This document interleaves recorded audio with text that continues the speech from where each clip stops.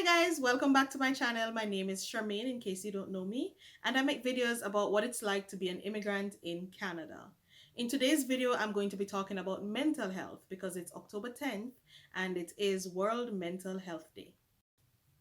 All right, so let's talk mental health. Actually, let's talk about my mental health as an immigrant in Canada. I'm originally from Jamaica. I moved to Canada in May of 2019.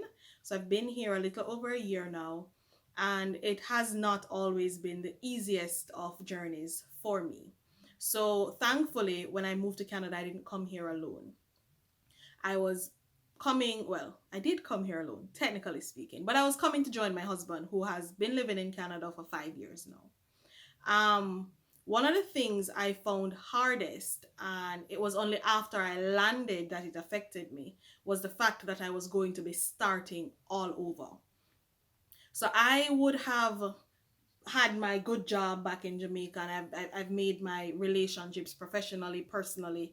A lot of my friends are there, my family is there outside of the hobby, of course. And so coming to Canada now meant starting all over. That can be very daunting when it really dawns on you. So you're excited that you're moving to a new country. At least I was. I'd been waiting for it for a while, but when I came here and I had to start, figuring out, what do I do first? What do I do next? How do I take this journey on? It became a little bit overwhelming.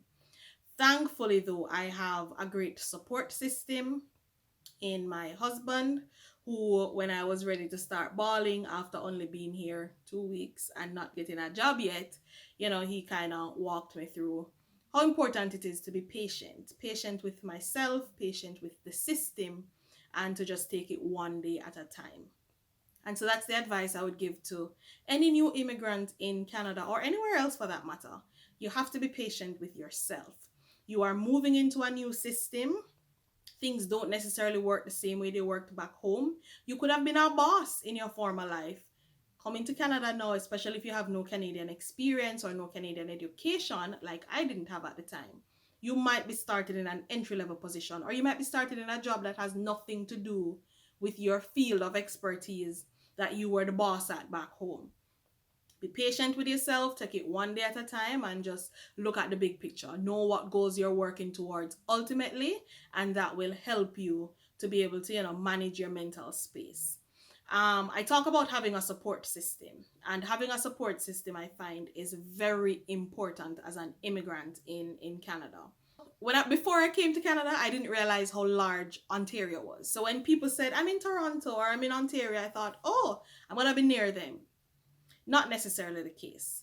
Ontario is massive, so is Toronto, so is the GTA overall. So people, although you are in close proximity to them, like friends or so on that you connect with, you might still be far apart.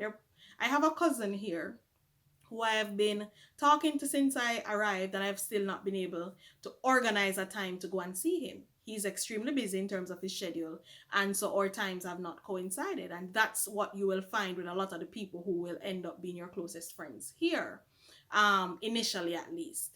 So it's important that you, especially now during COVID, that you find other ways to communicate. Call people, FaceTime, Zoom, whatever the case may be. For me, my support system extends to friends that my husband has in Canada who have openly welcomed me into their circles as well. So there's the Hamilton Massive, who is a group of older, a little bit older than us, but who have been like a big brother, big sister to him, and have also adopted me into that little family. So I am very happy for that. There are other people who have been his friends as well, or people we have known from Jamaica who are also here, who have touched base. So whether it was an invite to come over for dinner, linking up for a games night, or just a phone conversation, those things come in handy. Now, one thing that I think is a lot of people probably don't talk about as much is staying in touch with people back home. Now, I talk to my mother almost every day. If a day passes and she don't call me or I don't call her, by the next day one of us is calling to say, I don't talk to you a long time. And that's fine. Does it make me a needy child? Probably. But in my defense, I am the baby and I am allowed to be needy. Now, transitioning out of a space where I would be able to see my mother every day and hug her and, complain about things or celebrate things or talk to her about things, and then coming to a new country where I didn't have that readily was hard for me to handle. But we found our rhythm. Sometimes she calls, I might be at work, I might be in a meeting and I can't talk to her, but I ensure I call her back, because keeping that connection with her and with my overall family in general is important, and it's a part of how I help to keep myself sane and, just on the right path. I know that there are people whose stories are very different from mine. I came to Canada to a husband. He had friends that welcomed me into their circles. I have friends who have been here for years. My family and I are close, and so I keep in touch with them almost daily. There are people who are coming to Canada and they're coming here alone. Whether you're coming as a student or you're coming as a professional, and you don't have that network of people to welcome you, and that can be tough mentally to deal with. As a new immigrant, there's a lot for you to navigate, and without having that support system, it can be hard. So for the people who have not yet moved to Canada, my question to you would be, what will your support system be when you get here? Who will you be able to reach out to? Who can you call on in case you need anything? And for the people who are already here and might not have the luxury of having a support system, how can you grow one, develop one, build one for yourself? So there are things you can do. I joined my local library. I wasn't joining it to find a support system, but it could have been one if I needed it to be, because they do book clubs, they do other activities. I mean, with COVID, a lot has shifted to online now, but it still allows you to meet new people. Are you a church goer? Join a church. Find a church near you. The challenge I've had with churches here is there's such a wide cross section of denominations that it's hard to find which one match up to the denomination you probably went to back home. But find a church, meet new people, network with people. Maybe wherever you're working, there's one or two people that you might be able to grab a drink with afterward. Well, you can't grab a drink with anybody now. COVID has done so many things, changed so many things, altered our lives pretty much forever. But as it is now, find a Facebook group with other immigrants. Reach out to people that you know are here, even if they weren't friends back home. And I'll tell you this, people that you would not necessarily have been friends with in Jamaica could become your best friends in Canada, because having that commonality, being able to talk in patois without having to worry if anybody ever understand you, it gives you this great joy. And so reach out to other Jamaicans here, reach out to other people from whichever country you're from here, and build your tribe. So I'm lucky to have walked into a tribe. My tribe continues to expand as I meet people, and as I, form new friendships and relationships. But I had a baseline, I had a start. If you don't, then deliberately create your tribe. Find people who are like-minded, find people who are on a path, maybe a similar path as you, so you have things in common to talk about and work towards, and that will help you to not feel so alone and so lonely on the journey. I also I keep a journal. I don't write in it religiously, but I try to as much as possible. Sometimes I get anxious. I came to Canada for opportunities. The opportunities are endless, but sometimes the opportunities are overwhelming. I might not feel like I am where I should be. Or the other day I posted something to say I feel stuck between being proud of all I have achieved and just wanting to push a little harder. I am able to write those things out and work them out with myself. Another thing that can help you with, maintaining good mental health as an immigrant is just figuring out what your self-care is. And self-care, I think a lot of people think, oh, it's going to the spa and it's, getting dolled up. But self-care could literally be finding time to relax. I talked about the opportunities of Canada, and because so many of us are here for that opportunity, we might be doing too much. Maybe you have two jobs or three, or two jobs and a side hustle, or whatever the case may be. Self-care might mean giving up one or two of those so that you are able to actually rest and recuperate and show up as your best self, in whatever way, in whatever job, in whatever situation you might be in.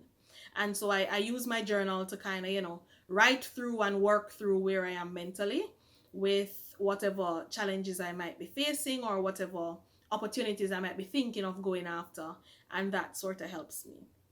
There's one aspect of mental health as it relates to immigrants that I don't think we talk about enough, and that is literally how the weather and the change of seasons can affect your mental health.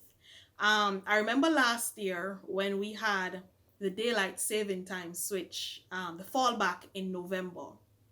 I knew it was coming, and I knew that the time would be adjusted backwards by an hour. Yet on the day that it happened, I was completely discombobulated. I stepped outside of work. It was 5:30 in the evening, and outside was dark. Like the day before, I had stepped out at 5:30 and it was not dark. But I don't know. I couldn't figure out. I knew logically what was happening, but somehow mentally I couldn't connect the dots. And I called my friend Katie and I was like, Katie, this you out the door dark. Me don't know how to do it myself. But it was such an overwhelming day for me. And I don't know how to explain it, but that it messed up my sleep, it messed up how I function, it threw off all of my routines for weeks afterwards. And then we went into winter, which it got cold, and it means you stay inside more. The sun is now there just to provide light, and it doesn't provide any warmth anymore, and that literally affects you. Some people go into a deep depression through winter for things like that. And so it's important, if you are one of those people that find that the lack of direct sunlight affects you through winter, maybe you can buy one of those vitamin D bulbs to put into your room so that you're getting your vitamin D. Take your supplements. Exercise helps, whatever kind of exercise you can do indoors. And so you have to be mindful of how, the changing seasons, the daylight savings time as well, how all of that will affect you, how it will affect your mental health, and be prepared for it. Because I was not prepared, and trust me, it hit me hard. I'm still traumatized. Like, I know it's coming up about a month from now, and I am trying to be better prepared this year to handle it, because last year I just was not. So I've said all of this, and in all of this, all I wanted to say was, as an immigrant, it might be hard. Oh wait, sorry, I missed one thing.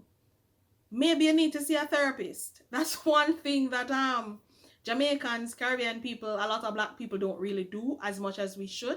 If you find that you're really struggling, see a therapist. Talk to somebody, especially if you don't have that, support system around you. Pay for it. Get yourself a therapist and work through your issues. It will serve you better in the long run. And so as I wrap up, thank you so much for watching. Protect your mental space. Declutter your house if you need to. Unfollow people on Instagram and Facebook if it's too much for you. Shut off your social media if you need to. Reach out to people if you find that will help you. Reach out to me. I like talking, as you may have noticed from this video. I talk a lot. I like meeting new people. I like socializing with people. Talk to me in the comments or send me a message, and I promise I will answer. And just do the best you can, one day at a time, and everything will work out. Assess where you are, know what you're going through, figure out what you might need to change, and then just take it one day at a time. And so on Mental Health Day, World Mental Health Day, I am happy to have this opportunity to have this conversation with you, and I thank you for listening.